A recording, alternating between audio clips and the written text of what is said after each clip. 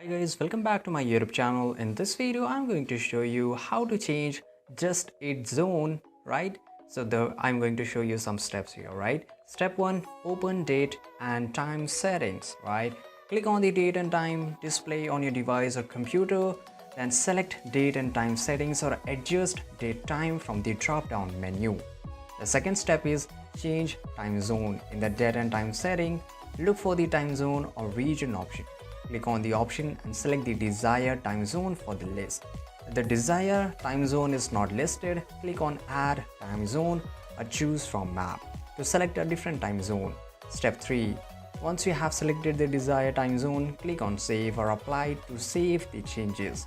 Your your device or computer should not display the correct time and date for the selected time zone. The conclusion is that's it. I hope you found this video really useful, and remember to keep your device or computer updated with the current time zone to avoid any confusion or errors.